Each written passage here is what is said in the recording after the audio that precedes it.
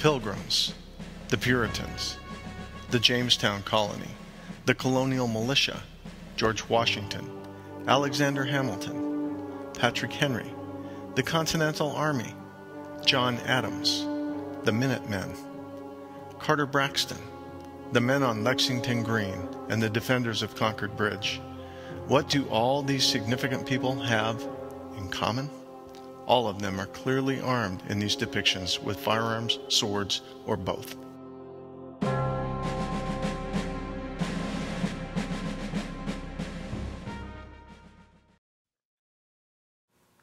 I'm Alan Scholl for American Opinion Foundation and the Freedom Project. This is seminar number 20 in our series of 27 seminars on American heritage, history, government, and culture. Here is a short animated feature to introduce our topic. It is entitled Forward to the Past.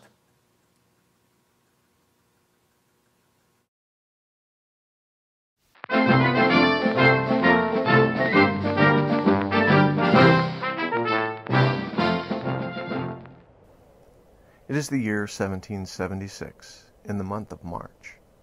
A farmer tending his fields has an unwelcome surprise visitor.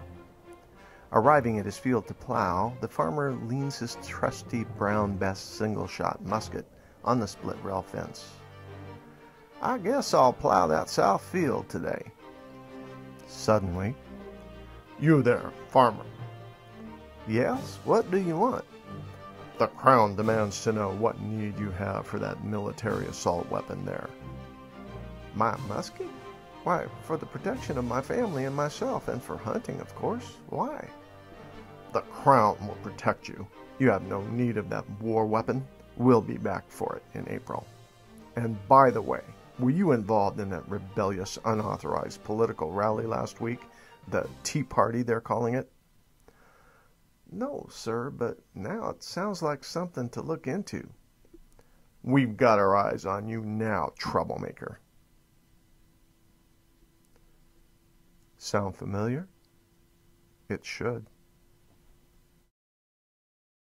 The topic of this seminar is the Second Amendment to the U.S. Constitution, a pivotal part of our Bill of Rights, a key element in our heritage, and an issue of great importance in history.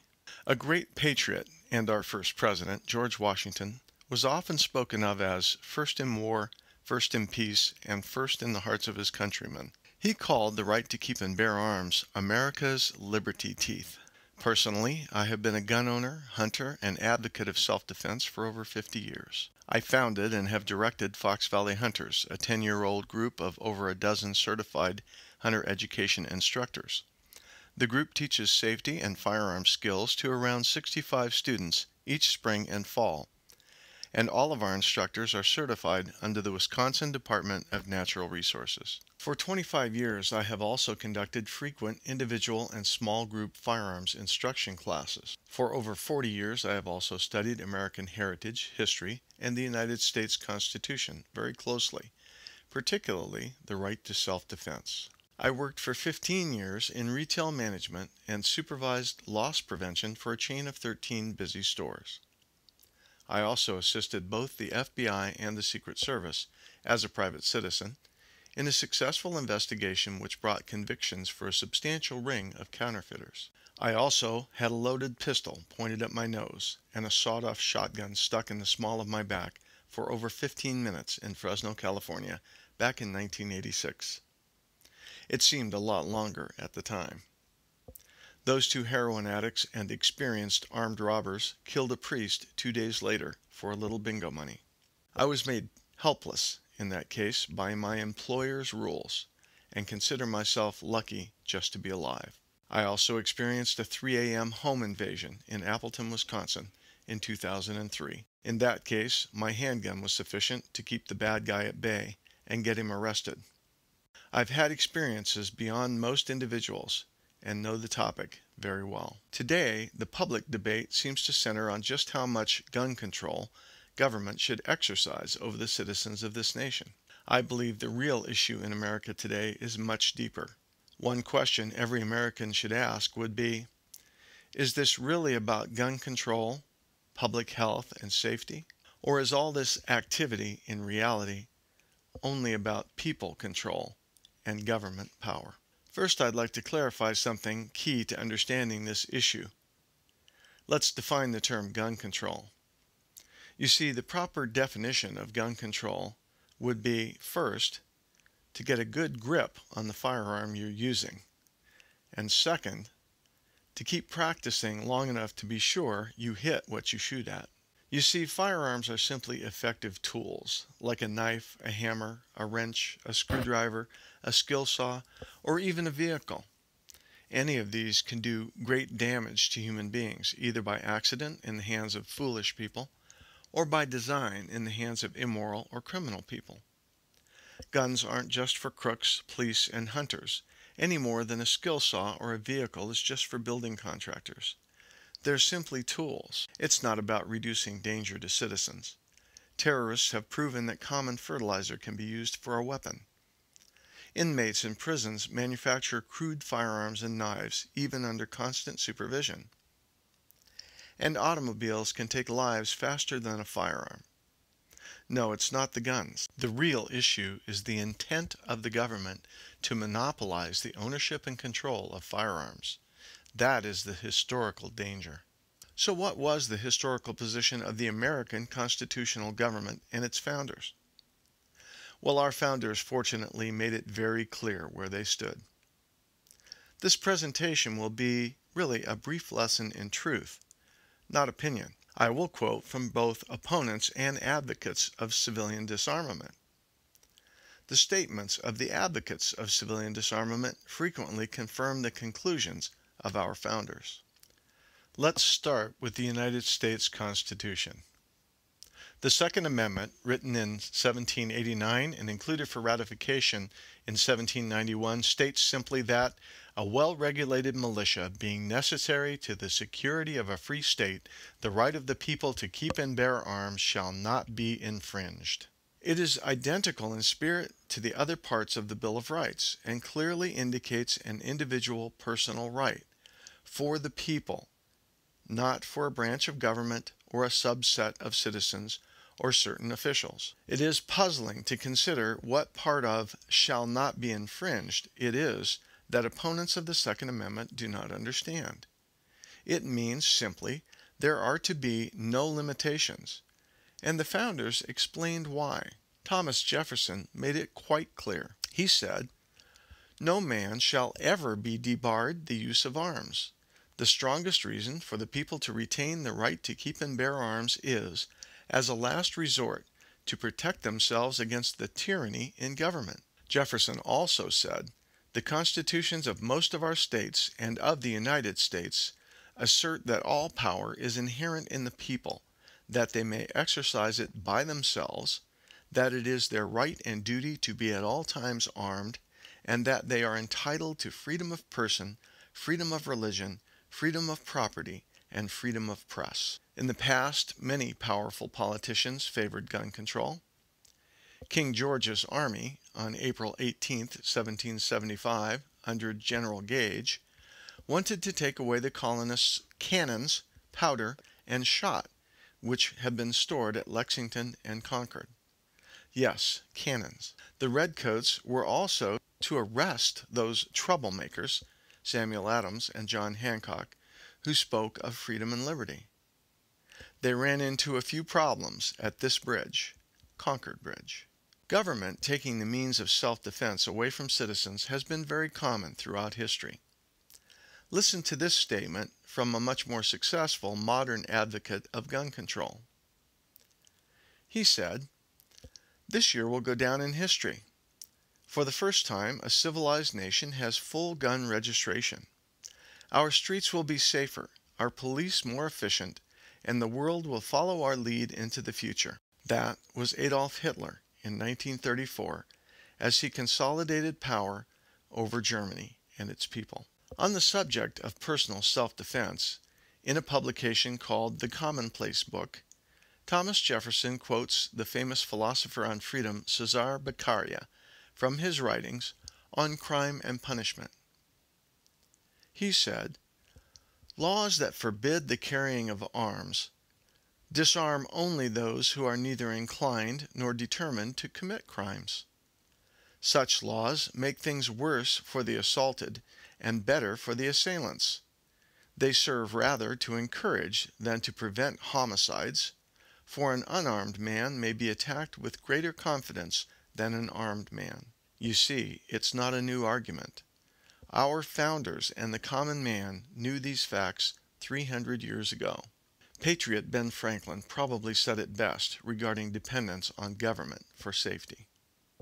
He said, "They that can give up essential liberty to obtain a little temporary safety deserve neither liberty nor safety." It is quite clear that the framers of our Constitution had no intention of limiting the ownership of firearms. Instead, they advocated limiting government and government power, including the number of potentially armed government agents or soldiers. If you struggle believing that, here is another quote with which you may not be familiar. "The highest number to which a standing army can be carried in any country does not exceed 1/100th part of the souls, or 1/25th part of the number able to bear arms. This portion would not yield, in the United States, an army of more than 25 or 30,000 men. To these would be opposed a militia amounting to near 500,000 citizens, with arms in their hands, officered by men chosen from among themselves, fighting for their common liberties, and united and conducted by governments possessing their affections and confidence." It may well be doubted whether a militia thus circumstanced could ever be conquered by such a proportion of regular troops. Besides the advantage of being armed, it forms a barrier against the enterprises of ambition. Some radical extremist? No. That was James Madison, the principal author of our Constitution and known as the father of the United States Constitution.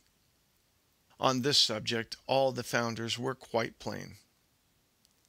John Adams said, "Here every private person is authorized to arm himself." James Madison, on another occasion, said, "Americans have the right and advantage of being armed, unlike citizens of other countries whose governments are afraid to trust the people with arms." Alexander Hamilton said, "Little more can be reasonably aimed at with respect to the people at large than to have them properly armed and equipped. The scheme of disciplining the whole nation must be abandoned as mischievous and impracticable." Richard Henry Lee told us, "To preserve liberty, it is essential that the whole body of people always possess arms and be taught alike, especially when young, how to use them." George Washington said simply, "A free people ought to be armed." And Patrick Henry warned us, "The great object is that every man be armed. Everyone who is able may have a gun. Unfortunately, nothing will preserve public liberty but downright force. Whenever you give up that force, you are ruined." Samuel Adams told us, "The Constitution shall never be construed to authorize Congress to infringe the just liberty of the press, or the rights of conscience, or to prevent the people of the United States who are peaceable citizens from keeping their own arms." Founder Elbridge Gerry said, "What, sir, is the use of a militia? It is to prevent the establishment of a standing army, the bane of liberty. Whenever governments mean to invade the rights and liberties of the people, they always attempt to destroy the militia in order to raise an army upon their ruins." And George Mason told us, "To disarm the people is the best and most effectual way to enslave them." There are some today who claim that the National Guard is the militia spoken of by the founders. Nothing could be further from the truth. In the Militia Act of 1792, the Second Congress defined militia of the United States as, quote, "every able-bodied man above the age of 16. The National Guard did not even exist until 1903, when it was created by Congress in the Act of January 21, 1903, known as the Dick Act. In 1982, the Senate Judiciary Committee on the Constitution stated in Senate Document 2807 that the National Guard is not the militia referred to in the Second Amendment. Congress reported it had organized the National Guard under its power to raise and support armies, not under its power to provide for organizing, arming, and disciplining the militia. The modern National Guard was specifically intended to avoid status as the constitutional militia, a distinction recognized by Section 10 of the U.S. Code, Part 311A. All the arms, munitions, armament, and equipment of the National Guard are owned and controlled by the federal government, not by the people, as clearly stipulated in the last phrase of the Second Amendment.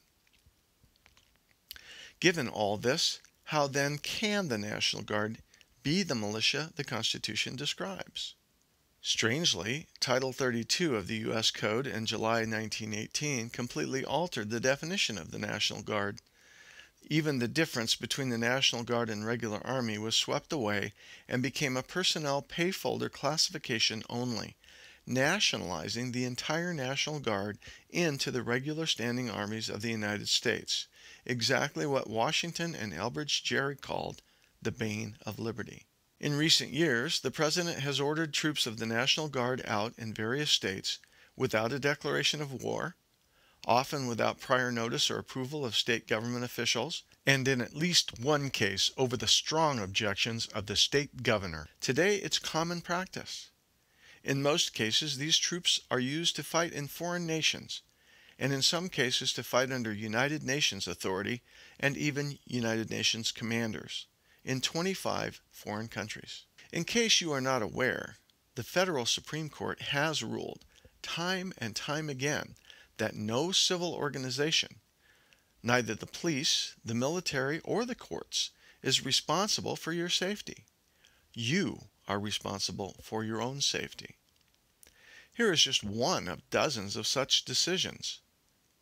Law enforcement agencies and personnel have no duty to protect individuals from the criminal acts of others. Instead, their duty is to preserve the peace and arrest lawbreakers for the protection of the general public. That's Lynch versus North Carolina Department of Justice and was decided by the Supreme Court in 1989. Each of these decisions confirms that the police, federal government, state government, county government, city government are not responsible for your safety. They simply clean up the mess when the crime has been committed. Ironically, decisions like this helped spark movements to reinstate open carry and shall issue laws in most of our states. This movement resulted in partially restoring, at least in a very highly regulated fashion, the right of citizens to carry concealed weapons or openly carried firearms. Another argument is that the only legitimate use of firearms by citizens today is for sporting or hunting, not for so-called war arms. The Arkansas Supreme Court made the right to so-called war arms very clear in 1878, almost 100 years after the Constitution was written and accepted. That decision read, "To prohibit a citizen from wearing or carrying a war arm is an unwarranted restriction upon the constitutional right to keep and bear arms. If cowardly and dishonorable men sometimes shoot unarmed men with army pistols or guns, the evil must be prevented by the penitentiary and gallows, and not by a general deprivation of a constitutional privilege." Arkansas Supreme Court, 1878. Our founders believed that it was their responsibility as citizens to protect our rights. Those rights, including the Second Amendment, are not earned privileges granted by a benevolent government. They are natural rights that the framers of our Constitution believed and insisted were granted to us by God. If you have forgotten, it was Jesus who said, "Think not that I am come to send peace on earth. I came not to send peace, but a sword," in Matthew 10:24. And consider Peter in the Garden of Gethsemane. After 3 years of constant traveling and dealing with Jesus, he still wore a sword. If you know the story, Jesus told him he had a purpose to fulfill and healed the man that Peter had wounded. But he did not then ask Peter to surrender his sword. Instead, he told him to holster it. Here is the verse. "Then Jesus said unto him, Put up again thy sword into his place, for all they that take the sword shall perish with the sword." Matthew 26:52. That's good advice if your confidence is placed entirely in the sword, or if you make your living with or find your first resort in the sword, it's quite likely. On another occasion, Jesus told them, "He that hath no sword, let him sell his garment and buy one." That's Luke 22:36. He obviously believed in the right to self-defense and personal armament. George Washington was a devout Christian. We should remember that he did not use his right to free speech to defeat the redcoats. He and his troops shot them.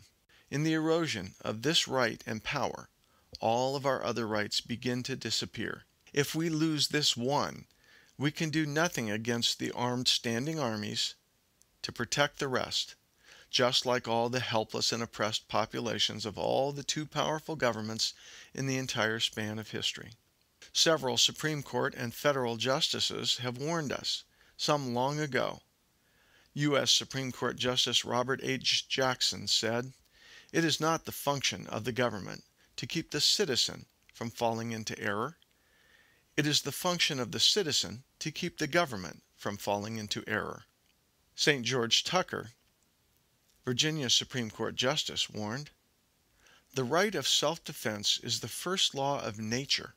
In most governments, it has been the study of rulers to confine this right within the narrowest possible limits. When the right of the people to keep and bear arms is, under any color or pretext whatsoever, prohibited, liberty, if not already annihilated, is on the brink of destruction." Supreme Court Justice Louis Brandeis cautioned us, "Experience should teach us to be most on our guard to protect liberty when the government's purposes are beneficent.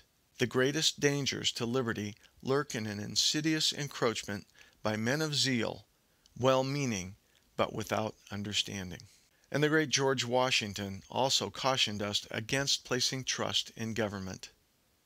On that topic he said, "Government is not reason, government is not eloquence, it is force, and like fire, it is a dangerous servant and a fearful master." Even opponents of the right to keep and bear arms sometimes admit their error in the face of the facts. James Wright started out an advocate of gun legislation, but after a study intended to provide support for the anti-gun crowd, Wright said when publishing his book, "I am now of the opinion that a compelling case for stricter gun control cannot be made, at least not on empirical grounds. I have nothing but respect for the various pro-gun control advocates with whom I've come in contact over the past years. They are, for the most part, sensitive, humane, and intelligent people, and their ultimate aim, to reduce death and violence in our society, is one that every civilized person must share. I have, however, come to be convinced that they are barking up the wrong tree." Many will argue that private citizens simply cannot be trusted with guns. But the same people insist that government can be trusted with that kind of power. This is in direct opposition to the entire spirit of the Second Amendment. It was not about hunting, sporting, or trust. It is about power, people, and government. The founders intended to leave the power of arms in the hands of the people, not in the hands of the government. And by the way, think for a bit about our economy, the deficit, the bailouts, the corruption, and many other issues. These are government projects too, like this one. But it isn't just government mistakes or stupidity that makes surrendering this power to government a very bad idea. You have to ask yourself, in your heart of hearts, can we really trust government and politicians with this kind of absolute power? The answer through all of history is a loud, resounding no.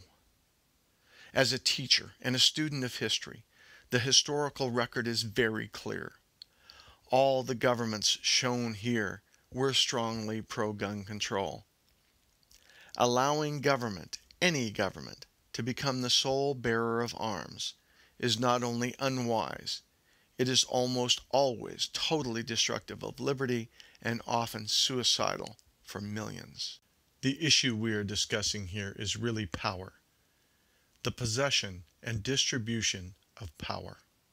Where firearms legislation is concerned, It really boils down to civilian empowerment versus civilian disempowerment or disarmament. Equally important is the factual statistical record. Every argument against private gun ownership fails the tests of common sense and statistical analysis.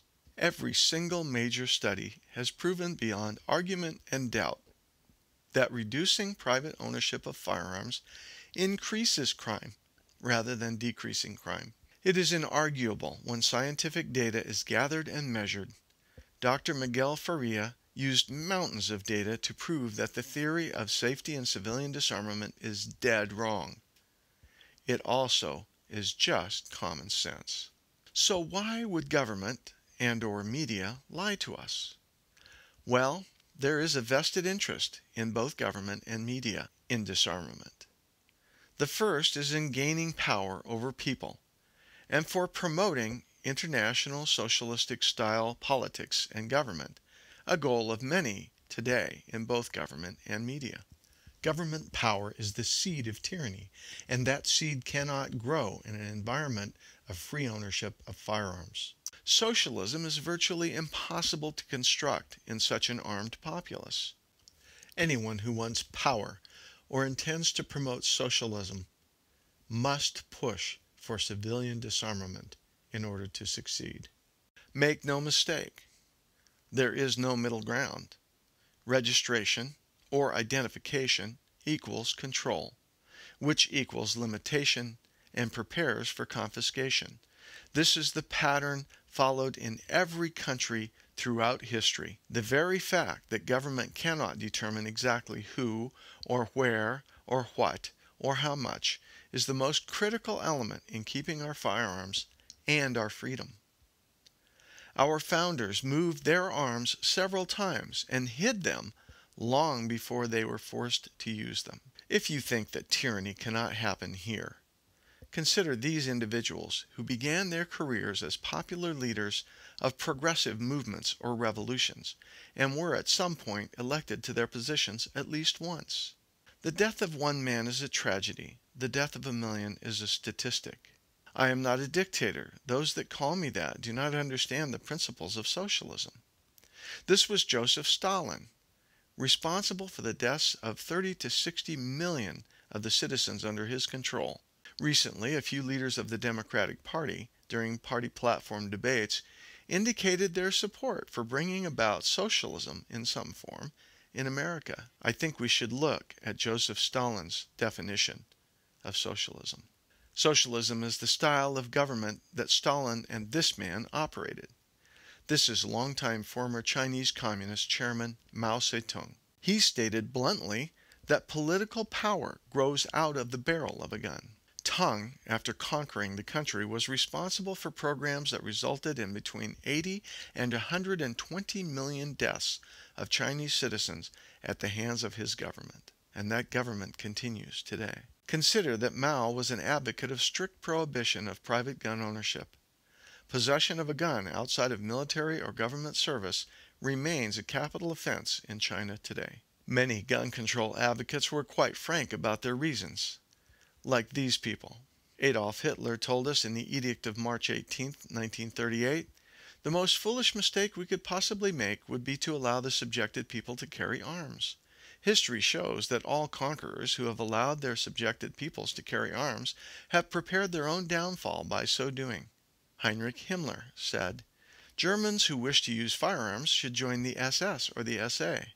Ordinary citizens don't need guns, as their having guns doesn't serve the state. Joseph Goebbels, Nazi propaganda minister, said, Primary is that there is no power outside of the state. Politics is governed not by moral principles, but by power.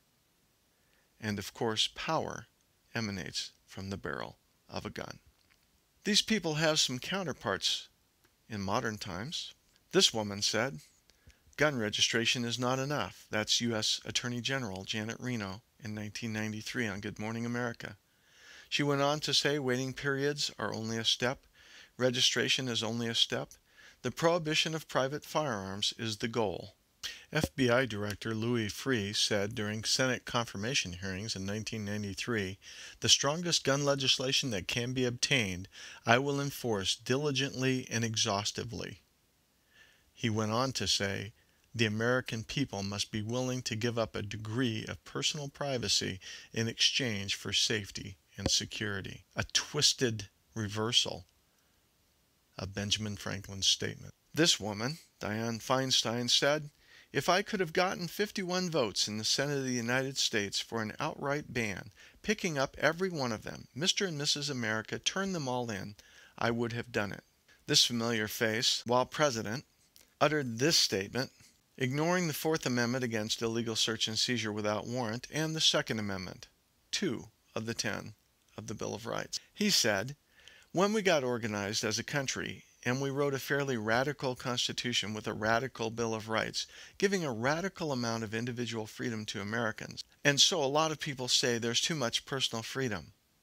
When personal freedom's being abused, you have to move to limit it. That's what we did in the announcement I made last weekend on the public housing projects, about how we're going to have weapons sweeps and more things like that to try to make people safer in their communities." William Jefferson Clinton on MTV 3/22/94. He went on to say, "We can't be so fixated on our desire to preserve the rights of ordinary Americans." USA Today, March 11th, 1993. Now we have President Obama with his strong anti-gun stance and his history of gun legislation, teaming up with Bill Clinton to create both mandatory volunteerism, an oxymoron, and extreme layers of gun control and civilian disarmament. Efforts to disarm citizens always precede efforts to enslave them. Always. If your media, your government, and your educational system run by the government are systematically brainwashing people against firearms ownership, watch out. Tyranny is soon to follow. Just look at the entire fabric of history. The words of Patrick Henry should ring in our ears. Unfortunately, nothing will preserve public liberty but downright force. Whenever you give up that force, you are ruined. What about the burgeoning world government under the United Nations? Our last dozen presidents seemed overly fond of the UN. Where does the UN stand on personal disarmament? Well, in addition to building an army of its own, while using the U.S. military as a world police force, the United Nations has been busy doing a worldwide Plague of Small Arms tour, promoting total civilian disarmament worldwide. Evgeny Gorkovsky, Director and Deputy to the Undersecretary General of the United Nations, Department of Disarmament Affairs, has been conducting this Plague of Conventional Weapons World Tour. Here is what Gorkovsky said in Peru in 1997, over 10 years ago. "Controlling access to small arms has become central to the global agenda for the prevention and resolution of conflicts. Among these issues, few others have evoked such widespread and rapidly growing interest as that of controlling the excessive accumulation, proliferation, and use of small arms and light weapons. The Secretary General of the United Nations has expressed his personal interest in combating this plague." Of course, governments show a strong interest in disarmament. It is a key element in control. Each Secretary General since 1962 has supported this campaign to disarm the whole world, excepting, of course, their own UN army. Yes, the United Nations favors civilian disarmament, complete civilian disarmament. Consider this statue that stands before the UN building in New York. If the UN becomes the new world government, what do you think they have in mind? Here is the warning of another great student of history. George Santayana wrote in The Life of Reason in 1906, "Those who cannot remember the past are condemned to repeat it." We have seen history repeated several times since that time. We have a heritage of self-defense, armed self-defense, both individual and as a society and nation. We also have a heritage of liberty and freedom. The combination is no accident. The two are inextricably linked. It is clear that some people in America, in media and in government, misinformed, uninformed, or perhaps with an agenda to put all life and death power solely in the hands of government, wish to disarm us all. Do not allow this attempt at civilian disarmament and disempowerment to succeed. Refute the lies and distortions. Reinstill the truth and the wisdom of our founders, and keep America free. The proper amount of gun control in America is none. Only when a person proves himself a criminal or dangerous to the public at large should he ever be disarmed. Don't let our heritage be lost on the ash heap of history, along with our safety, our freedom, and perhaps our very lives. The bottom line, don't give up your guns.